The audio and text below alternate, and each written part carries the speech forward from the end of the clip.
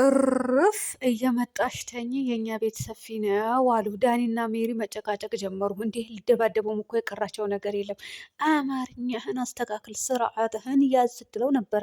ሜሪ እያስጠላሽኝ ነው። ሲቀጥል ደግሞ የልጁ ጦስ ጥንቡሳት ውጡ። እውነቴን ነው ብላችሁ የልጁ ጦስ ጥንቡሳት ያፍ ላይ ያልከፈተ ልጅ እየነገዳችሁበት አፈር ብሉ። አፈር ያስበላችሁ የአባቴ አምላክ። ሌላ ምንም አልልም። እንደው የልጅ ነገር ሆኖብኝ ነው የምራገመው እንጂ አልሰድባችሁም ነበረ እናንተ ኮተታሞች ማለት ነው። የምሬ ነው ብላችሁ ህፃን ልጅ ስለሆነ ነው የምሰድባችሁ። አፍ አልከፈተ ምንም የማያውቅ ልጅ። የአብርሃም ልጅ ጠፋ፣ የሩታ ልጅ ጠፋ። አይናችሁ ይጥፋ፣ አይናችሁ ይጥፋ። ሌላ ምንም አልልም። ይጥፋ አይናችሁ። እንዲህ ነችና እንደው በልጃችሁ አትነግዱም እንዴ እናንተ? ልጅ አትወልዱም? አፈር ውለዱን አትወልዱም? ሜሪ በልጅሽ አትነግጂ። የምትሰራለሽ ኧረ እንዴት የሚያስጠላባችሁ ነው የሚያስጠላባችሁ። ለይታችሁ አታውቁም እንዴ?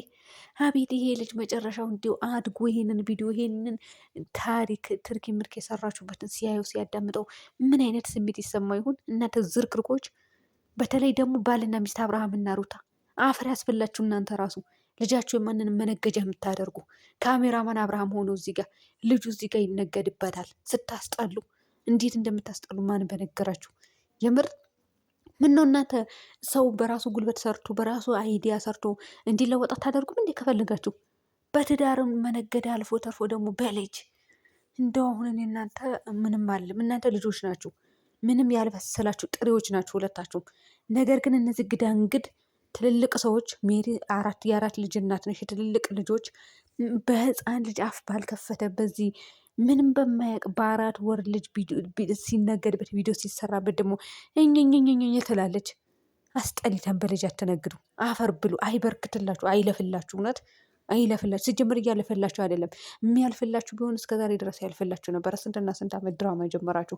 አያልፍላችሁ። የሴጣን ገንዘብ እኮ ነው የምትሰበስቡት እዚህ ጋር። አንዴ በትዳር አንዴ ሰው በማጣላት አንዴ ከሌና ከሌ ብሎ በማጋጫት አንዴ ደግሞ በህፃን መነገድ። አፍ ባልከፈተ የህፃኑ አምላክ ይፍረዳችሁ። እውነት የእሱ አምላክ ይፍረዳችሁ።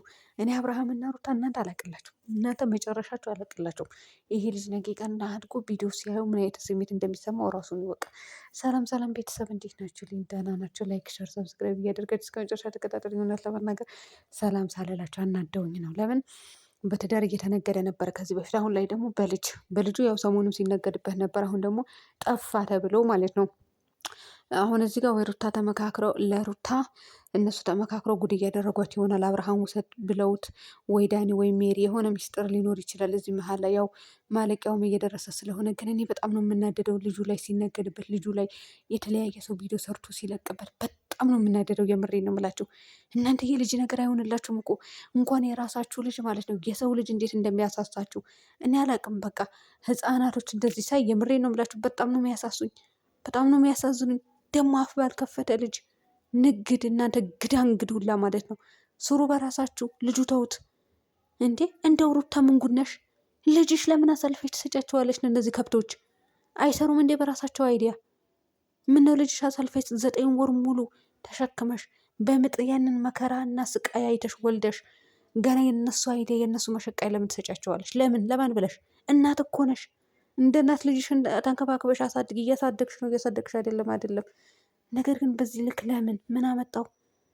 አባቱ ወሰደው፣ ጠፋ፣ እንደዚህ ሆነ። እንደው እኔ አላቅም።